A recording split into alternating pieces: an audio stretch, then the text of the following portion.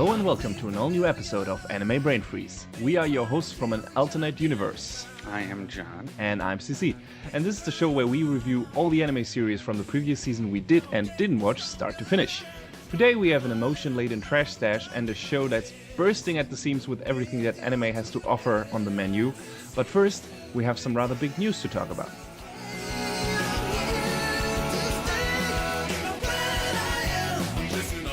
So there was some big news breaking last week, Thursday to be specific, and it's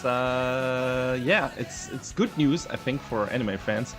We'll see what it means for the industry. But yeah, Crunchyroll and Funimation, the two behemoths of licensing anime for the Western market, are partnering up. What does that exactly mean, John? Can you elaborate on that? Well, it sounds like there's some cross-streaming opportunities where they're going to be offering each other shows on their services. Like some of Funimation shows like D-Gray Man, First Love Monster are going to be watchable on Crunchyroll. And some Funimation shows like classics like Cowboy Bebop and Psycho Pass will be watchable on Crunchyroll. Yeah, and I think later, if I remember correctly, in fall or something, the stuff that has been formerly Crunchyroll only will then be available to watch on Funimation streaming service as well. I think examples mentioned were 91 Days and Mob Psycho 100 and Orange. Yeah, those for the shows that they're mentioning are going to get dubs as well. Yeah, right, exactly. Dub's good point. Funimation is apparently also going to help out Crunchyroll with doing physical releases of their anime, like on Blu-ray and DVD. And of course, dubs are going to be produced not only, I think, for those releases. I think the dubs will also be streamed. I'm not quite sure about that at the moment, but yeah, but definitely also for the Blu-ray and the DVDs. And if I'm not mistaken, Funimation is going to help Crunchyroll with the production of that because, of course, they have much more experience with that. They have been doing that for years now. And Crunchyroll recently announced that they would like to dabble into that market too, not only streaming. And apparently Funimation is going to give them a helping hand with that, which I think is a very good thing for them. Mm-hmm. Because they got a lot of the groundwork already laid out then. And I don't know, what do you think about that news? I mean, it sounds overall positive, right? I think it's great because it sounds like, they'll be able to expand each other's catalogs to people that, maybe you don't watch a lot on Funimation, like you're mainly Crunchyroll, but there's that one show. But hey, now it's watchable on Crunchyroll as well, so it works out for you. And likewise, maybe it'll start working out the same way for Funimation people. I mean, ideally, and this probably won't happen because of a lot of licensing issues because of the shows themselves. But I think it'd be really cool if they could create like a combined membership thing where you get access to both libraries without having to pay both fees.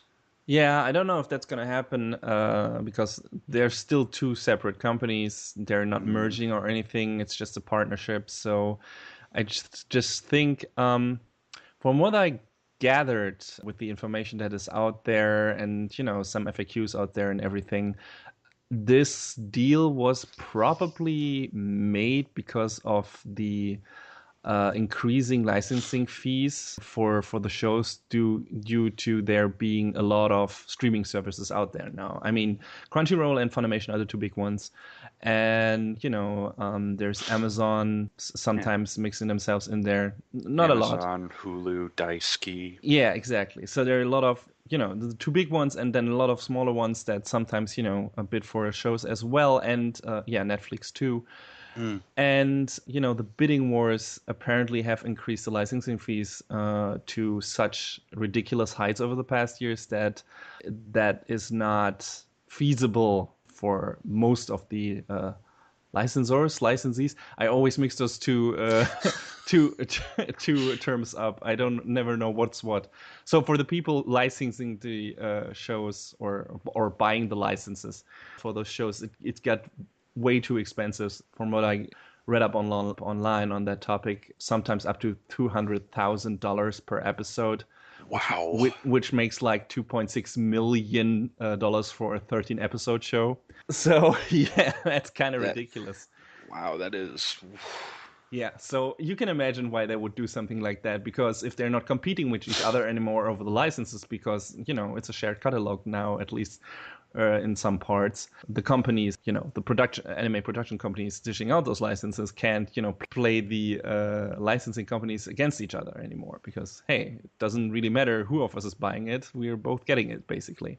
So yeah, I guess that was the smart move in that regard, or I guess the only viable move at this point. Uh, we'll see how that actually. I mean, it definitely benefits the user because, like you said, we as consumers don't necessarily have to, subscribe to multiple services now, because it's gonna be the titles are gonna be spread more evenly, at least when it comes to those licensed by Funimation and Crunchyroll. There are a few outliers that will be licensed by Netflix and Daisuke and so on, of course, that maybe won't, or Amazon, like we had with Cabaneri, mm, that won't be streamed on either Funimation or Crunchyroll. But the main bulk will be on both those services now, probably, and that's cool. But we'll see, what the companies that give out the licenses or sell the licenses will now do, that the main two buying companies have formed this partnership. Will they go to will they try to make it more interesting for the other outlier companies, like, I don't know, Netflix or Amazon? Be like, here, come buy these shows, maybe for a bit of a higher price, but you get like first come first serve status or something. So I don't know. It will be interesting to see how that changes the landscape for anime licensing in the West. hopefully for the better. Yeah, so far right now, this looks really positive. We won't be able to tell how it turns out in the long run, but yeah, it will be interesting to witness. I'm pretty sure, and yeah, we're definitely gonna get more out of our service subscriptions now, which is definitely a good thing. So if you haven't subscribed yet to either Funimation or Crunchyroll, now is a good time to start, because you're gonna get even more bang for your buck than you got before. So yeah. Hashtag not an ad. Hashtag could be an ad. Subtle. Anyway, yeah, that was a big news for this week. What else? What else do we have on the roster, so to speak? Well, pretty much the bulk of what I got for us is announcements of upcoming shows, movies, etc., and whatnot. So let's start with the arguably not so good and kind of move along the spectrum to the better. Toho dropped a trailer the other day for Cyborg 009 Call of Justice, and I was like, yeah, Cyborg 009 is great. I love the old series, and then I saw the trailer. It's some of the ugliest CG I've ever seen. Mm-hmm. Yeah, it doesn't look good. I mean, one of the Cyborg 009 movies that came out before that, you looked it up. What was the name again?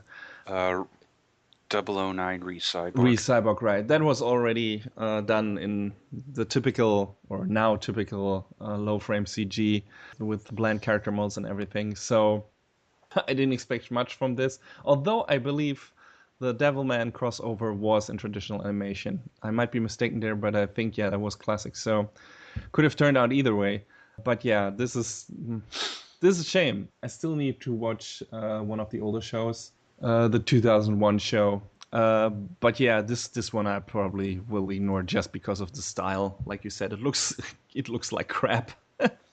Yeah, I don't know. I want to see it just because, I always really like Cyborg 009, but at the same time, I'm kind of like, do I want to put myself through that?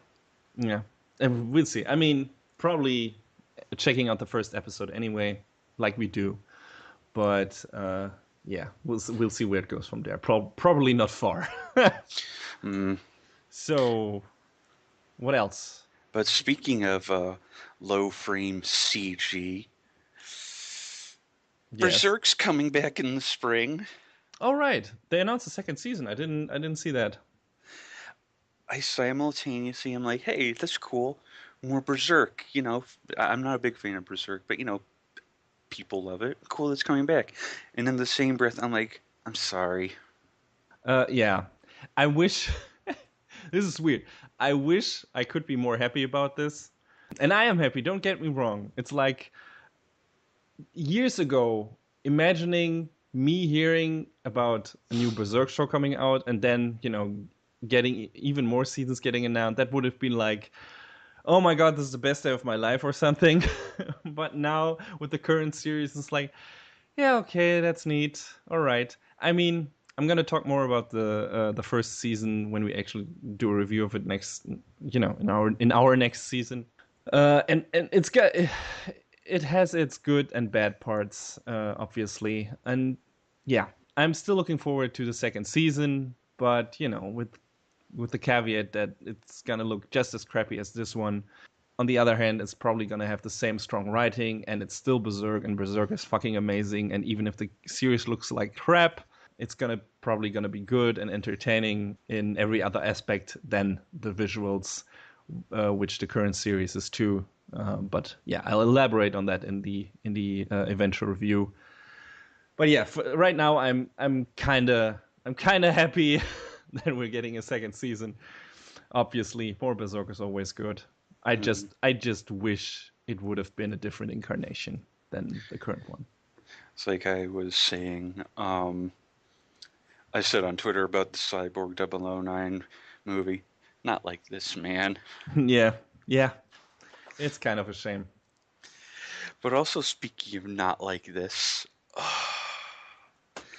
so I've been out of the Pokemon anime game since before Ash went to Johto. But Really? there's but there's been images in video of the upcoming Sun and Moon series, and oh my god.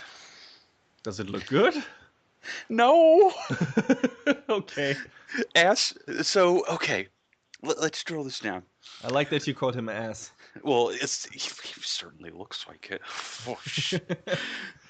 Ash essentially got his ass kicked so hard in the Kalos League that they sent him back to school.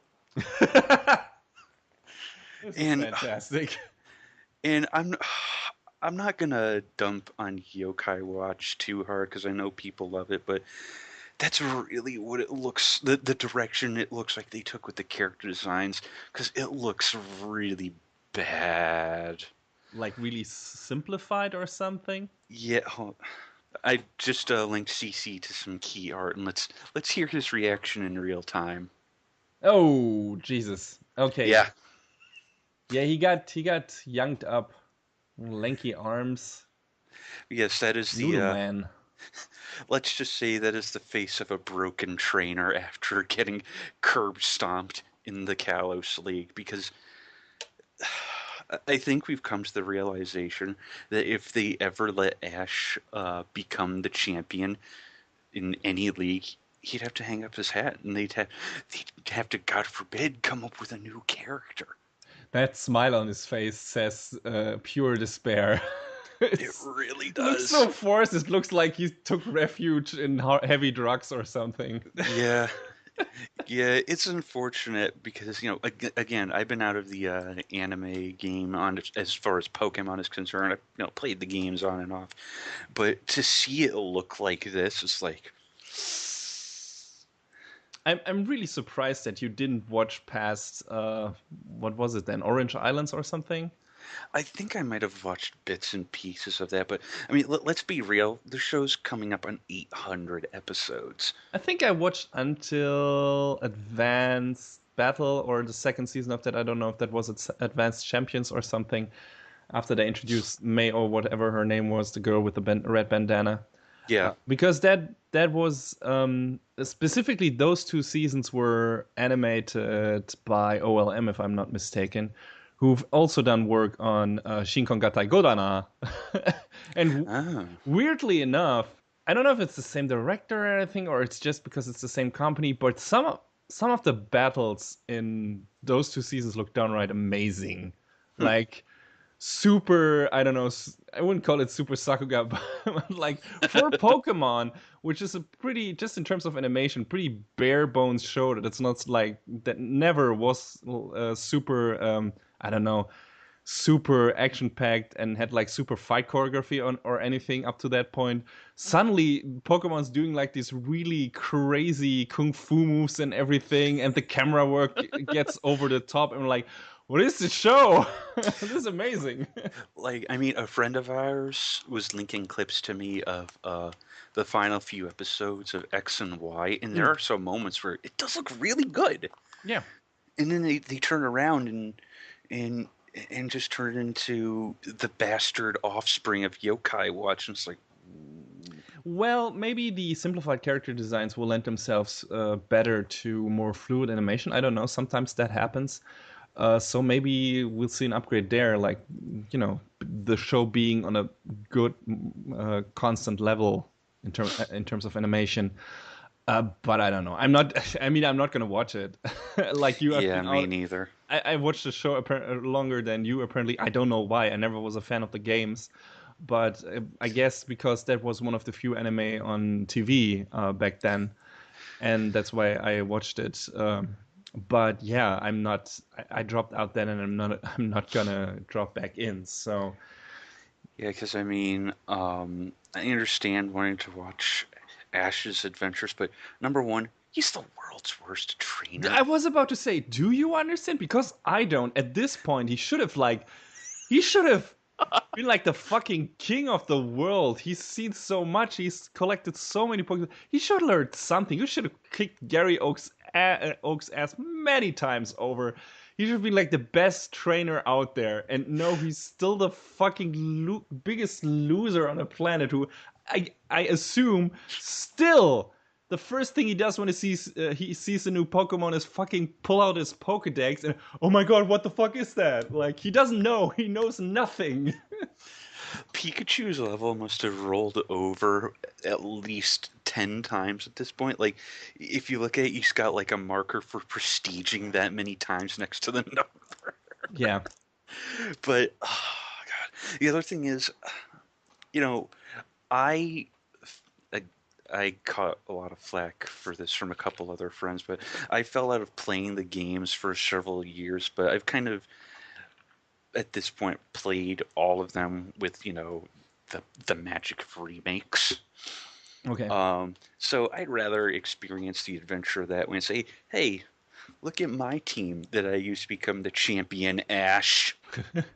Well, I only played Pokemon Y just, to play a Pokemon game, which I've never done before. And it was alright, but it was just like, I don't know, maybe too bare bones for me in regards of story and everything. I like the mechanics, but still wasn't enough for me to say like, oh my god, I'm gonna buy every Pokemon game from now on. So yeah, that might have been the thing that, would have made me watch the anime too, but nope.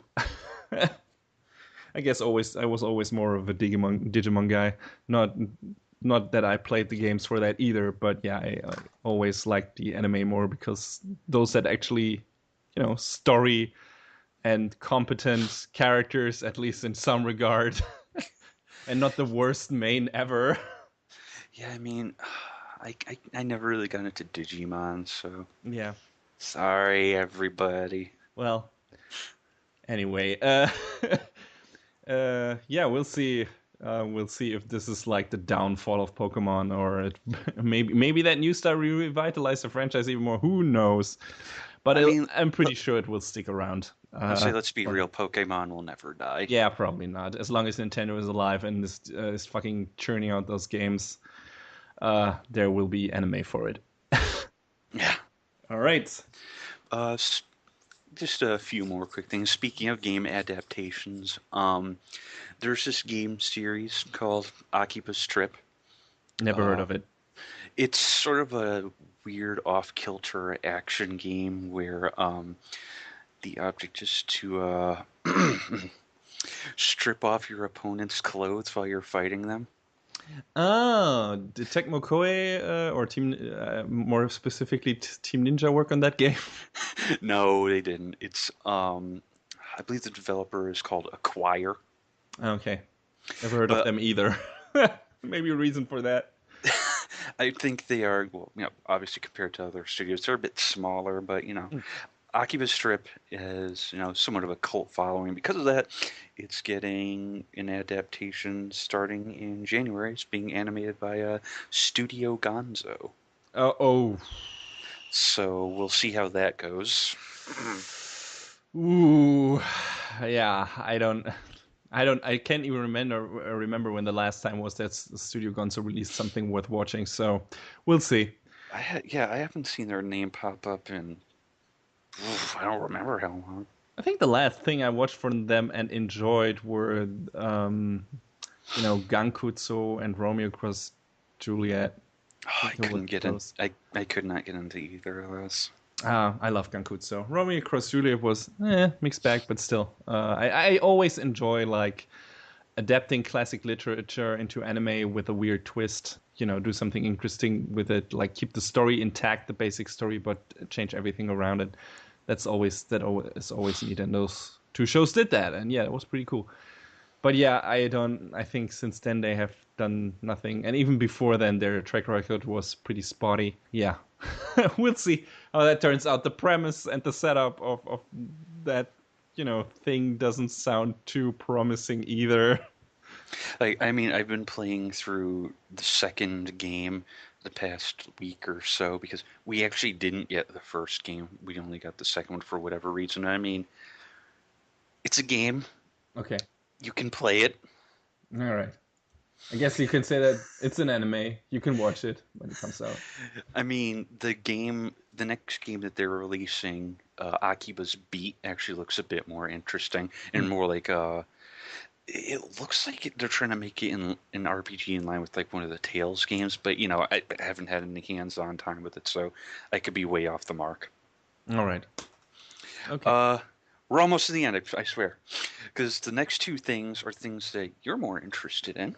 Am I? I'm at the edge of my seat already. I'm certain of that because there was talk about Yowamushi Pedal's third season, its title, and there was a key visual revealed. Oh, nice. Yowamushi Pedal New Generation is set to premiere in January. I'm actually surprised because I thought the manga was finished, but I guess not. Or maybe this is anime only? I don't know. I'm happy to hear that because I love Yowamushi Pedal. It's one of the best sports anime I've seen in recent years. And yeah, it's funny. Anime can make every sport interesting, even bicycle racing, which I think is just, in real life, one of the most boring things to watch ever.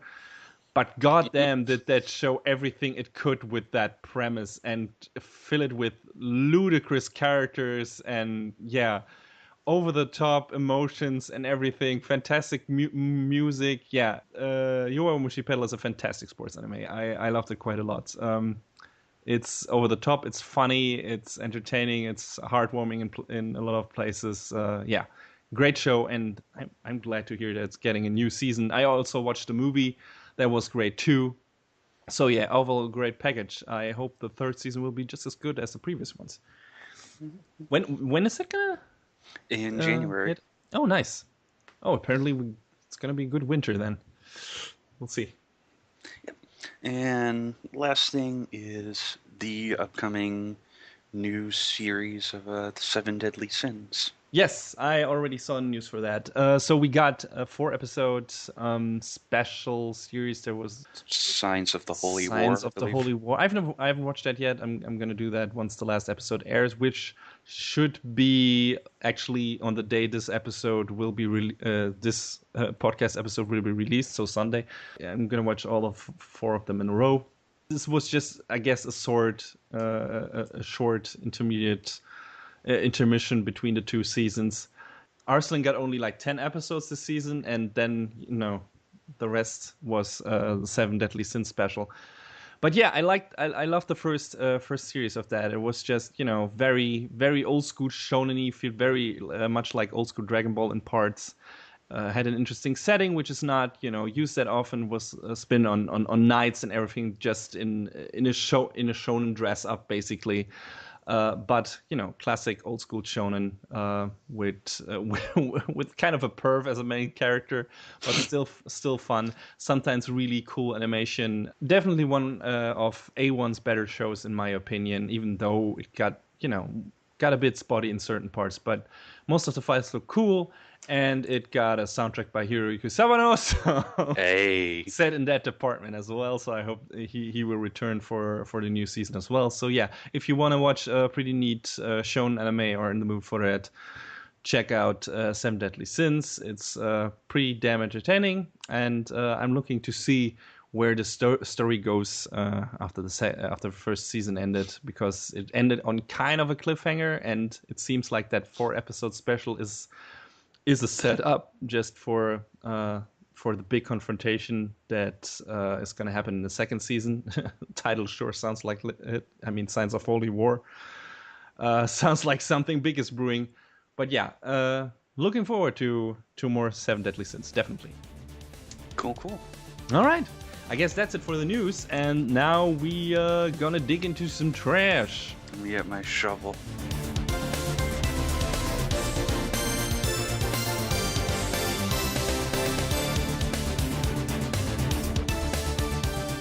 It's not every day, or not every season, I guess, that I would throw a show that looks, decently good just into the pile. But this past season, Kiznaiver was one of those shows. Yeah, and it didn't necessarily look like it when we watched the first episode, because that was kind of promising. Yeah, so basically the story of Kiznaiver, it's easy to kind of summarize, but at the same time it doesn't make a whole lot of sense. So there's this it revolves around this kid Katsuhira, who's very just blasé about everything. He comes across like he just really doesn't care about himself or the world around him.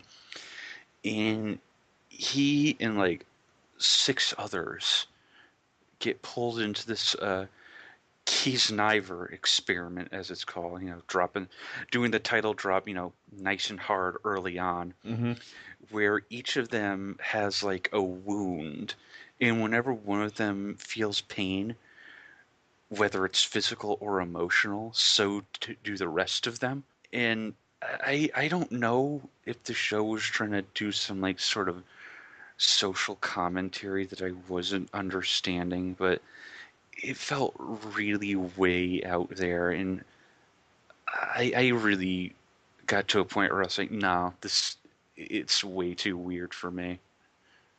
I like weirdness just when it's interesting enough, and I mean the basic setup sounded interesting in the first few episodes, but even then there were already some problems with the show that arose. I mean, it wasn't necessarily that the premise is too out there.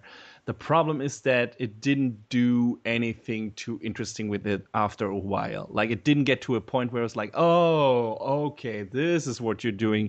This sure is pretty interesting. For a show that is all about emotions, it didn't manage to conjure any in me besides feelings of mild annoyance, I guess. Because, I couldn't relate to any of the characters.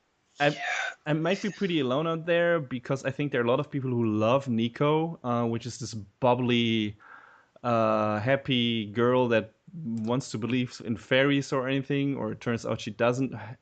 I won't even go into that, because every character has a weird quirk in that show, a weird psychological quirk, and she has a bunch of them. Anyway, but yeah. It kind of strikes me because there is a moment in one episode where it's you have to share your deepest, darkest secret with everyone else. And it struck me like they were trying to do there's this plot point in the first Danganronpa where Monokuma hands out to everyone, oh, here's your deepest secret. If you don't want anyone to find out what it is, you're gonna have to kill someone. And it seems like they were trying to do something like that, but in the opposite way to bring everyone together.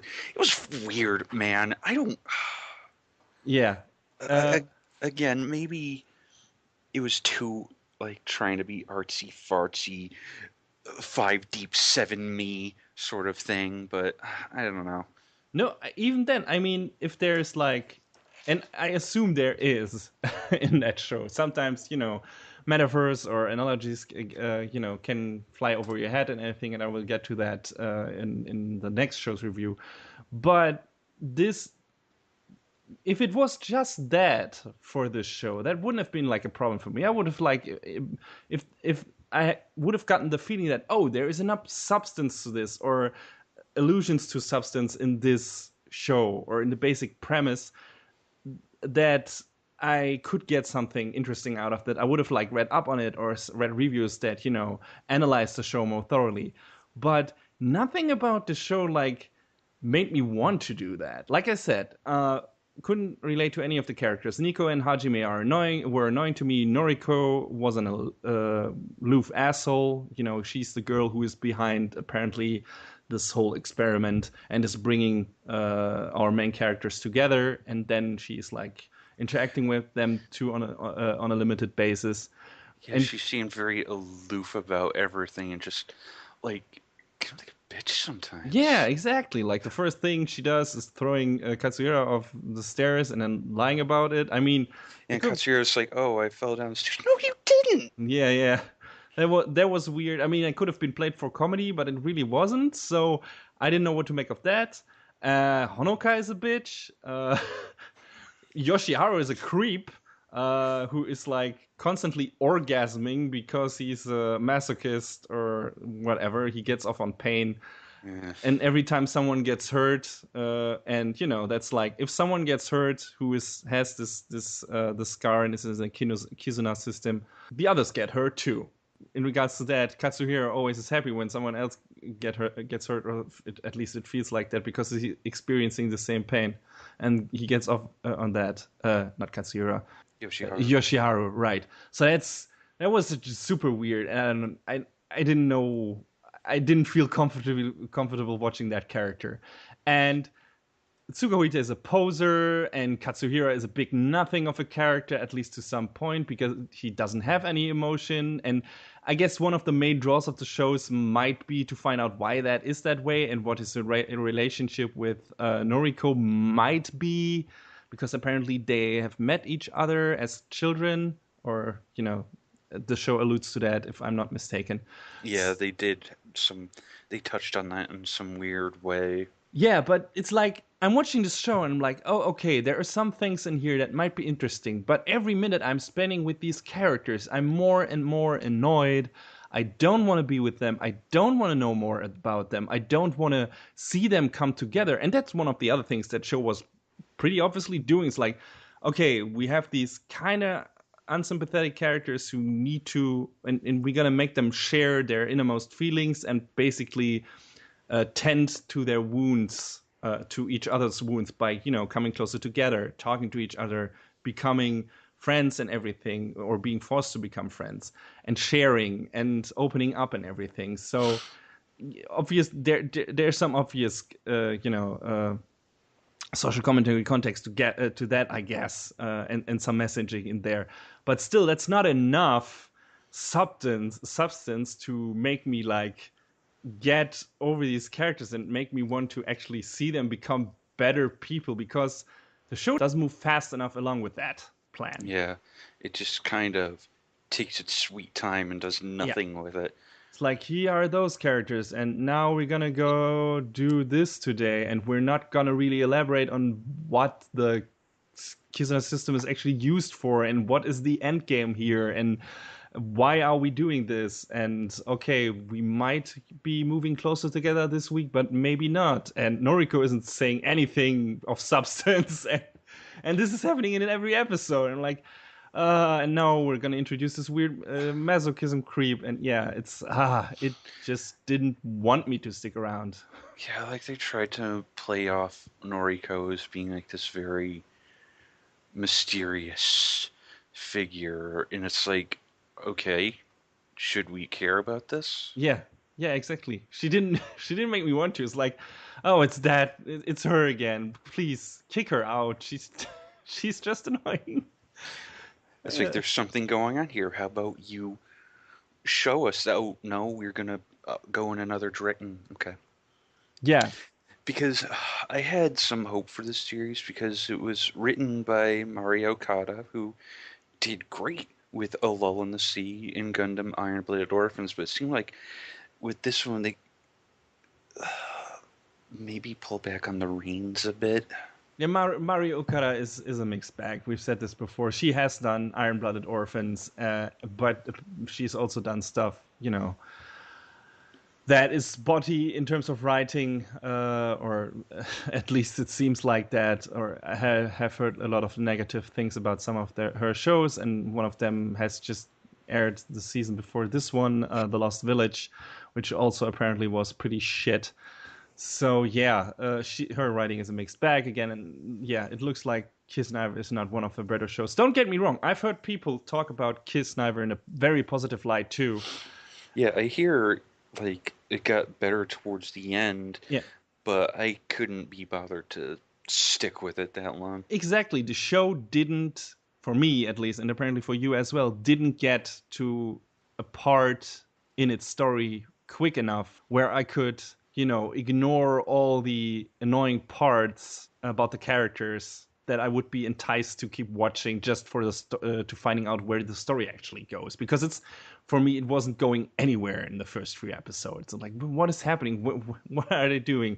I was constantly asking myself that, and at some point, I just had to make a cut and say, no, this is not going anywhere fast enough, and I don't like the characters, so fuck it.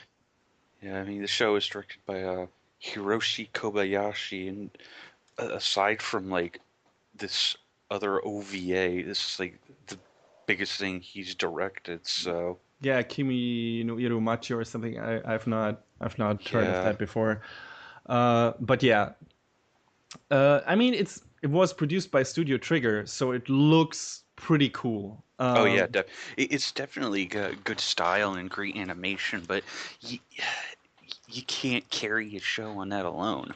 Sometimes you can, if it's a dumb action show, for example. If it's a dumb action show that has great animation and great art design, that can be enough to keep you around.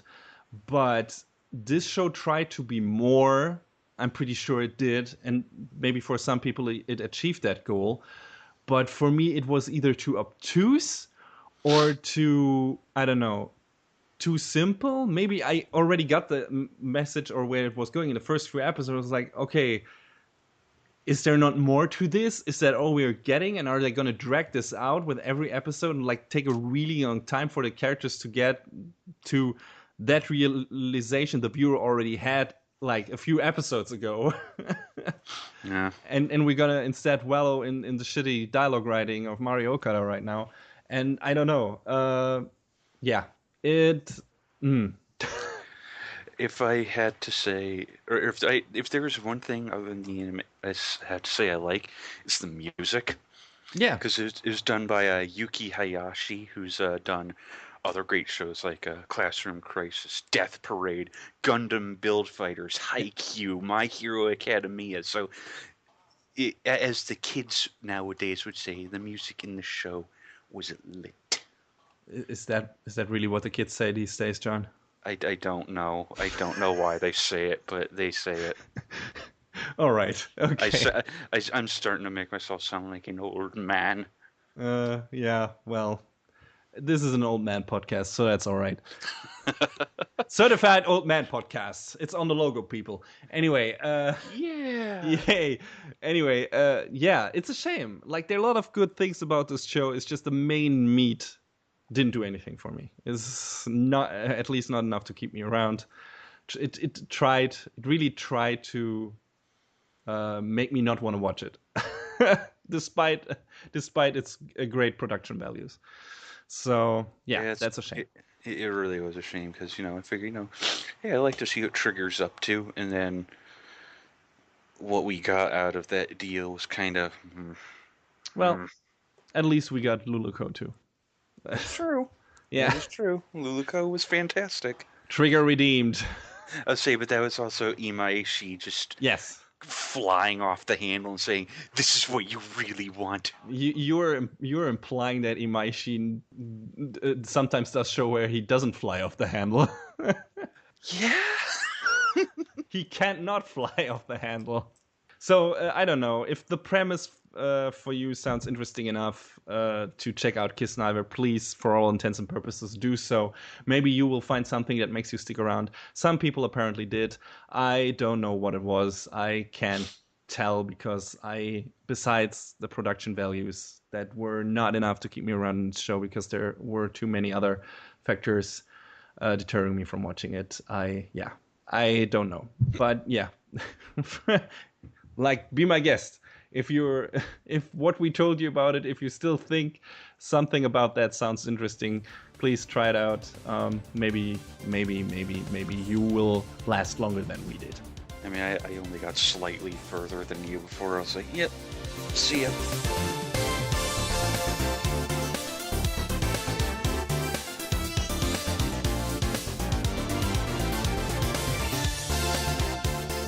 The big review of this episode is gonna be Concrete Revolutio.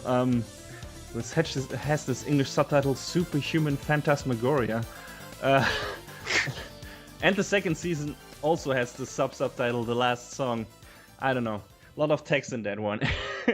Anyway, yeah, Concrete Revolutio is set in an alternate universe version of Tokyo that houses all the superpowered creatures you have probably seen in every comic, manga, anime, or movie ever. The main character, Jiro Hitoyoshi, works for the Superhuman Bureau, which is an institution that at the same time assembles a bunch of superpowered individuals to protect Earth from evil, like hostile aliens and stuff like that, but also provides protection from other superhumans who might have gone rogue, become criminals, superhuman criminals and stuff like that. So among Jiro's partners are the magical witch girl Kiko Hoshino, the ghost Furuta, who has the appearance of a child and can transform into like these wild cartoon animals. Looks pretty ridiculous sometimes. The time-traveling Jaguar Man. I was about to say Cheetah Man, but I think he's supposed to be a Jaguar. I think that's his name even. I think the term Cheetah Man is copyrighted by someone else. Yeah, but company who made a shitty game. Anyway, that you couldn't finish, I think. Or was that the second part? I don't know. Either way, why would you bother? Yeah, exactly. The time-traveling Jaguar Man, Hyoma Yoshimura, and the yokai woman Emi Kino, who has apparently a deeper connection with Jiro, which we'll find out later in the show, actually much later.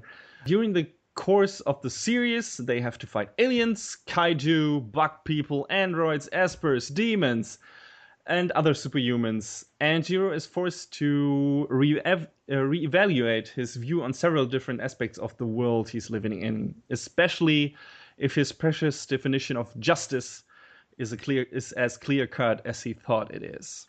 So yeah, this is a pretty wild show. It's produced by Studio Bones, which should, say that the animation overall is pretty great. But for this show, it's kind of a mixed bag. Again, it's a bit, I don't know. There's some pretty big high points, but there are also some very, I don't know. I wouldn't say low points, but there's a lot of mediocrity in there in terms of animation, in my opinion. Sometimes you get these downright amazingly fluidly animated fight scenes that could be right out of One Punch Man or Mob Psycho 100. And most of the time when people are just walking and talking and stuff like that, and, you get some battles that are not as important to the story, the animation is pretty cookie cutter, which is kind of a shame, but I guess as long as they highlight the really important parts, that's cool. It also helps because the show is really confusing, but I'll get to that. The art design is very interesting too because it's super cartoony. You got these very bright colors. A lot of environments are often depicted in simple shapes and one-color scenery and stuff like that. You sometimes only get silhouettes for side characters and peoples like onlookers for a fight or something. You often have small dots in the backgrounds, like if you zoomed in on an old school comic book page. Think Roy Lichtenstein, he has done a lot of that in his art, or mainly that. If you've seen one of his pictures, you can imagine something like that happening in Concrete Revolutio very often. Furota, like I mentioned, the ghosts often transform into very cartoony animals that could be from something like Tiny Toons or an old Disney show. So yeah, it's got a pretty unique visual style to it, which immediately drew me to the show because it's something you don't see in anime every day. Like, it feels like almost sometimes it's more of a Western cartoon show than an anime in terms of some of its character designs. And it was pretty cool. I like that. Diversity is always nice. And yeah, it's written by Sho Aikawa and directed by Seiji Mizushima, the team that brought you Full Metal Alchemist 2003, a very beloved show. And yeah, they teamed up for this again. And if you see, if you compare some of the story parts of Full Metal Alchemist, some of the political messaging, and the stuff that happens in Concrete Revolution, you can see the handiwork of that team in both shows. And like, oh, okay, yeah, that makes sense. This seems like something Sho Aikawa would write. And yeah, this works. this looks familiar. Seiji Mizushima has also directed Gundam 00 and Shaman King and stuff like that. So, and the show also later is bringing in some guest writers, like Gen Urobuchi, for example, everybody's darling, who's writing, of course, the Vietnam War episode of this show. Oh God! Very dark and dire and very, very sad episode in terms of story and character and everything. So who would have thought that would be again Urobuchi every episode, except for everyone who knows his writing. Well, yeah, but it was a good episode. So naturally, he wrote good stuff. So yeah. Let's get into the actual meat of this show. Right off the bat, I have to say, this show has a very high barrier of entry, in my opinion. The main reason for that is that it constantly jumps between two timelines. One set at what it calls Shinka Era 42, one in Shinka Era 47. Shinka Era is the alternate universe name of Showa Era. In our world, which is the time that Emperor Hirohito reigned over Japan, and that lasted from 1926 to 1989. So the two main timelines in the show correspond roughly with the years 1967 and 1972, from our history. So we have these two timelines, and the show is constantly jumping between them without giving the viewer much indication what happened in between those years.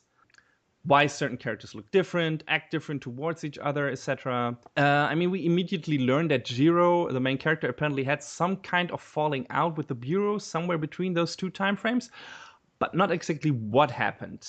And the show continues that trend pretty much throughout its first season. Things get much more cohesive with the start of the second season, but in the beginning there's a lot of figuring out and remembering what time, which scene of which episode is it in, where the characters are, what their current relationship is to each other, what faction they belong to, which they're allied with and everything. Some of that stuff happens in the second season too, especially towards the end, where you have really trouble figuring out, wait, why are those characters working together now? Why are those characters working against each other? What happened? And then it takes you a bit, and then, all right, that's why. And yeah, the show does that a lot.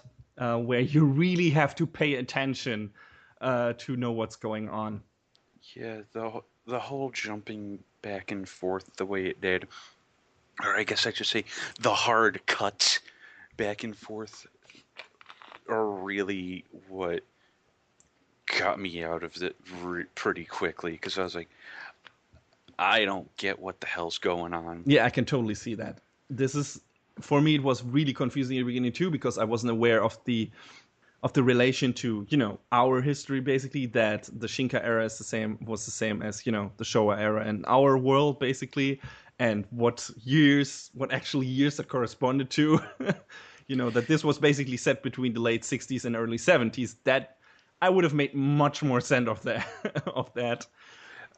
I don't know if that was so much a problem for me, so much as it was trying to connect the dots between the two timelines, as it were. Yeah, and that is very much so the biggest problem in the beginning, figuring out how these two timelines are even connected, what happens. And the show is keeping all that information pretty close to its chest. Like, it's not letting go of it easily. And when it does, you don't always know when it does. It's like, was this an important part? Was this relating to what's going to happen later or not? And yeah, that's problematic. You sometimes not only get those two timelines in one episode, you sometimes also get character flashbacks, to earlier points in the characters' lives, tell you some of their origin story and everything, which even adds even more to the confusion. Like, okay, where the fuck in time are we right now? What is happening? I'm losing track here. It's a whole lot to grasp on a first viewing. You will probably miss out on a lot of details just because you don't know which of them are important and should be remembered and which can be ignored. Like finding out the red line, the red guiding line in that mush of story and characters is not an easy task. And some of it I only figured out reading the reviews to the corresponding episodes, because they showed me like a perspective on certain episodes that I didn't consider, and was like, oh right, this was the important part. Oh, this was this was where it was going and everything. So yeah, that definitely helped. But having to do that is kind of a downer, kind of a, I don't know, a bit obstructive when it comes to experiencing actual pleasure while viewing the show and not scratching your head all the time. On the other hand, if you stick around with it for it, this gives you the show some kind of higher rewatch value than other shows, maybe, because you kind of want to go back after you finished it and seek out the connective tissue you missed on your first run through it. It's like, okay, I want to know, did I miss how these did I leave out why these characters act that way, or did I just miss a detail? And some of the stuff, yeah, I definitely missed it. I rewatched some parts of certain episodes, and it was, oh, okay, that's what they did. Right.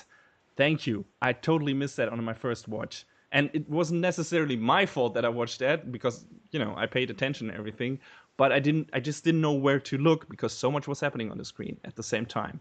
And so many different timelines and everything. Yeah. So yeah. Besides this main mystery story of figuring out what exactly happened between Jiro and the Bureau, we pretty much get a new case of the Bureau versus some form of superhuman in each episode.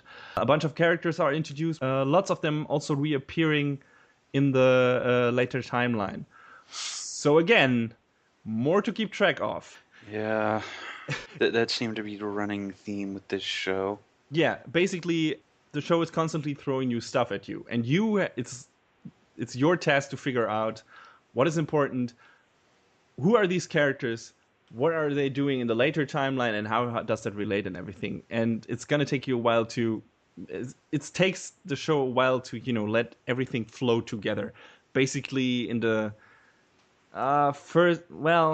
in the second third of the second season, everything starts to form a big picture, and that's quite a while for a 24 episode show to to do that. But yeah, I think, in my opinion, all comes together in the end pretty well, and there's a lot of big reveals in the show that help make sense of it. A lot that happened earlier and probably left you confused then, but still, I can understand why people would have trouble staying around for that long if they couldn't make sense of it to that up to that point, like after like the first few episodes or something. One of the most interesting things about the show, in my opinion, there are a lot of alternate universe analogies and metaphors for events and characters, real and fictional, from our world in this show. Some are pretty straightforward. We get stuff like this universe's version of the Beatles concert at the Nippon Budokan, which was pretty famous, the Winter Olympics, the Cold War, student protests, the Vietnam War. The last two were already heavily featured in another show we reviewed, if you remember, Young Blackjack. We got that in the show. We have a version of Astro Boy in this show called Earth-chan. we have versions of Ultraman, Godzilla, a Mazinger look-alike, etc. And the whole concept of how would superhumans have affected, history and alternate, changed history, is basically a big giant reference to Alan Moore's Watchmen comic book. So yeah, you got a lot of references, you got a lot of analogies and metaphors for other stuff in there, and it's fun to figure those out. But those were the straightforward ones. There's also a lot more obtuse stuff, like, for example, the kaiju, or what the kaiju symbolize, or certain characters symbolize, or the idea of superhumans in general. Like, are they a metaphor for weapons, or for people just who just think for themselves actually, instead of following orders and everything, and like adhering to everything the government dictates them to do. There's a lot of meat to dig your teeth into in this show. If you are the kind of person who likes their anime to be a bit of a puzzle, and I wouldn't say I am necessarily that kind of person. It's just that Concrete Revolutio wasn't so obtuse that it scared me away.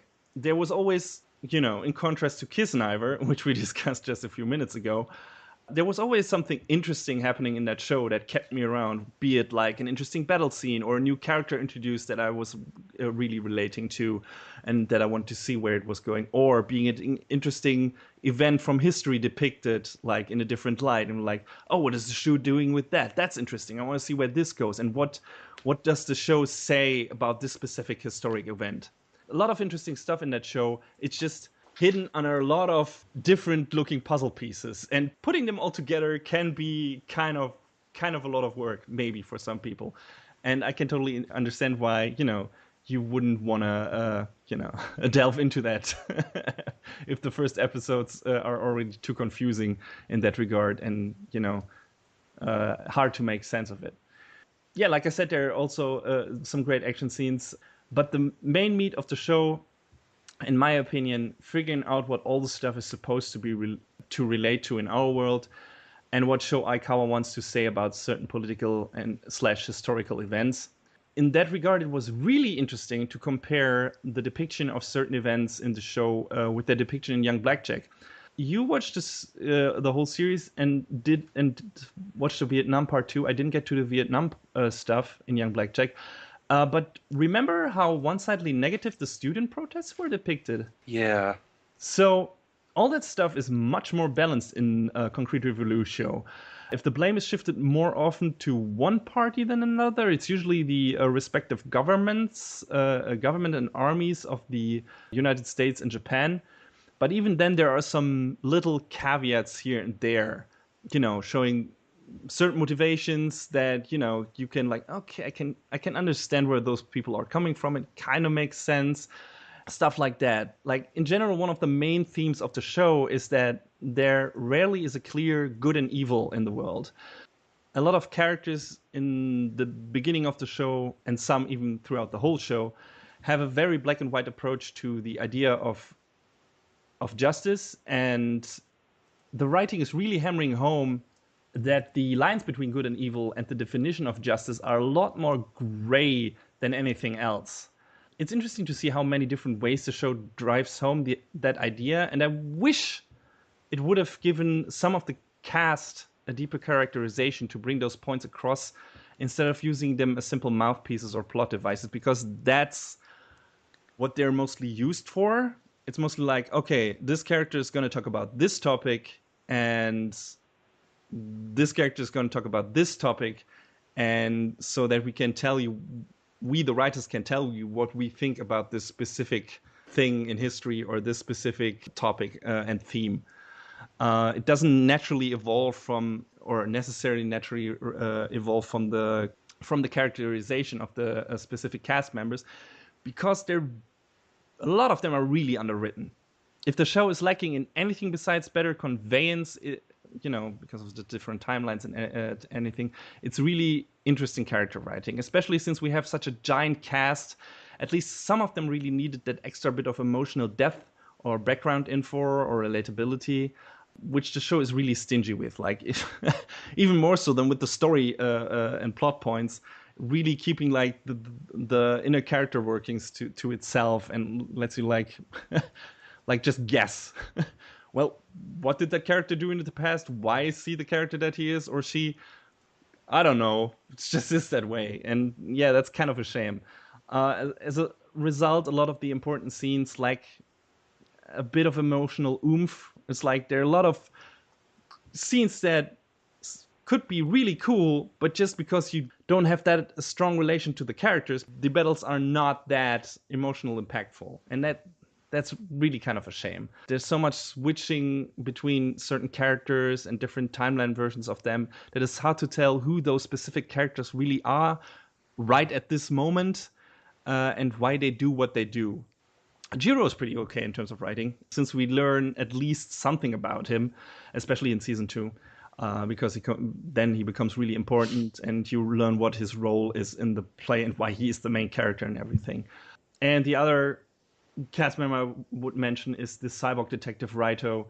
He has also a pretty solidly written arc in the show, especially when compared to other characters. The 2 episodes that focus on him are also some of the strongest episodes in the show, in my opinion. I would recommend the show if you are not easily deterred by a confusing story layout. John, you already said like the first 2 episodes left you cold because you had no idea where the show was going and pretty much nothing made sense to you, right?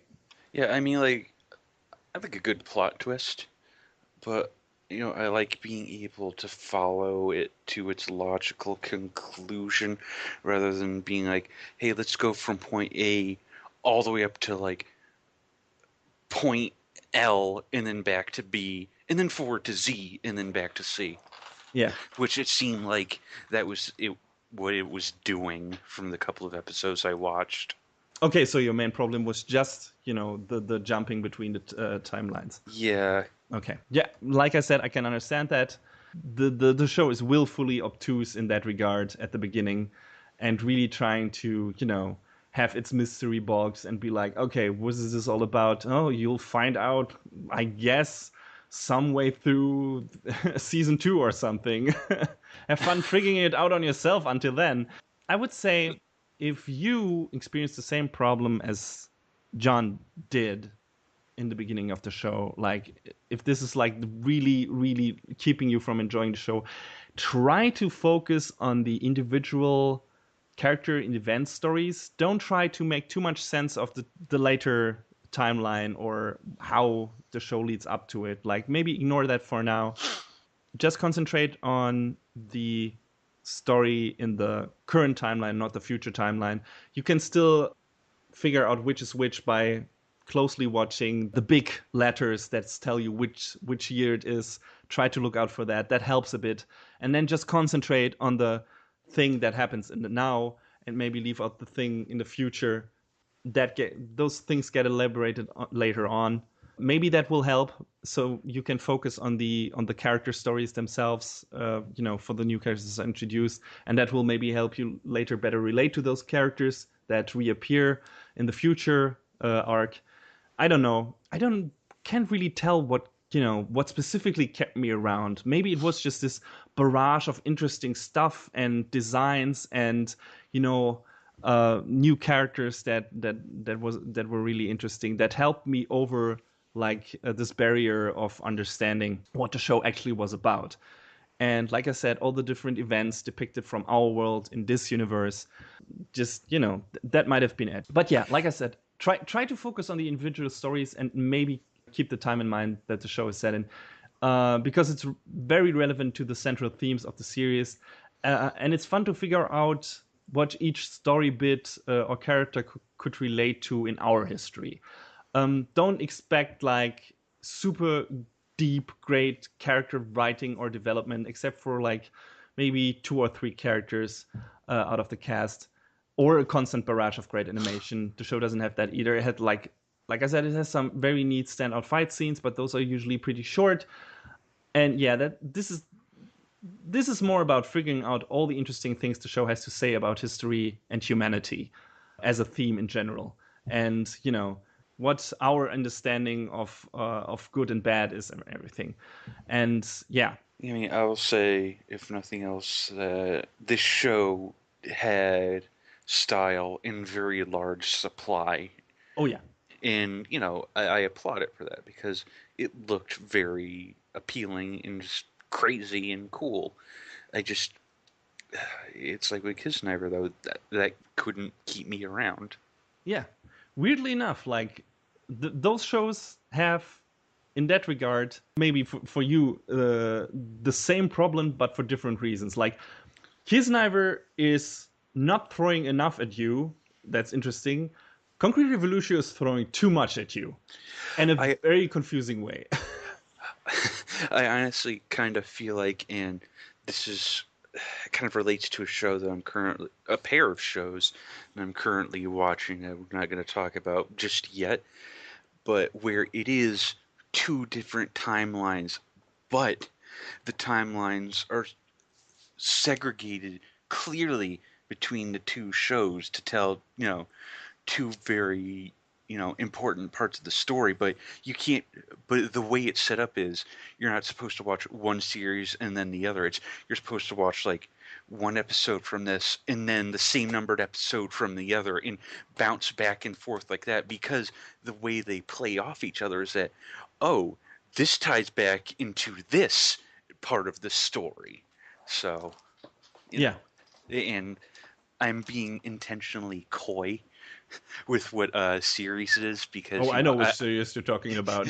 you do, and I'm sure maybe some of the people out there listening will be able to figure it out too. But I want to save my extended thoughts for what is probably one of my shows of the season. I'm looking forward to that review.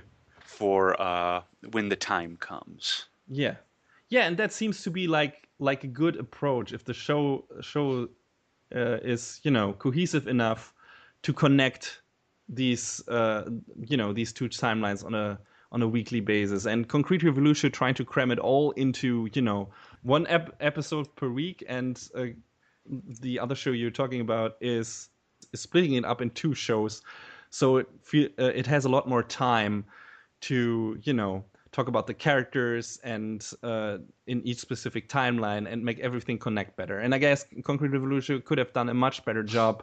I don't know why they chose to make it so difficult in the beginning. And like I said, it gets much better in the second season. Episodes are a lot more cohesive. It's a lot more like straightforward. A lot of the stuff from the first season comes back and now makes sense because it gets integrated into the developing story much better. So yeah, if you worry that the trend is going to continue a long time into the second season, that's not going to happen. You can immediately tell from the beginning of the second season that things are getting more cohesive and make more sense, even though the show is still keeping some secrets from you. But yeah, and some information to itself, for some big reveals in the end. But like I said, it makes much more sense in the second season. If you have trouble keeping around in the first one, maybe try to read up a bit on each episode if you have problems figuring out what it was about and what the important parts are. If you don't want to do that, like I said, maybe focus on the character stories. Just wallow in all the cool stuff you're getting bombarded with, all the different anime references, all the different pop culture references, because there are a lot of that in the show, and they look pretty interesting. And just the style of the show. So yeah, there's a lot of cool shit to see in this show, which you would associate with anime, just like condensed in one crazy, over the top, sometimes maybe nonsensical and hard to make sense of show. In my opinion, it's worth checking out if you want to see all the cool shit anime has to offer in one show, and if you like to puzzle a bit when it comes to the message of the show you're watching and what the themes are and everything. Like I said, Concrete Revolution did a much better job for me to keep things interesting, even though it was confusing, than Kiznaiver did, and had a lot more characters that, even though underwritten, were relatable and interesting enough to make me, stick around to see where they were going. So make of that what you will. It's not an easy show to watch, but I think by the end it's worth it. I think it wraps up pretty nicely. It's got some pretty interesting things to say, and I think it's worth a watch, and maybe two.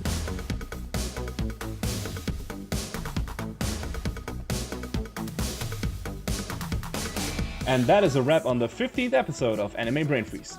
All the music in our show is from the Double Dragon Neon soundtrack by the amazing Jake Kaufman.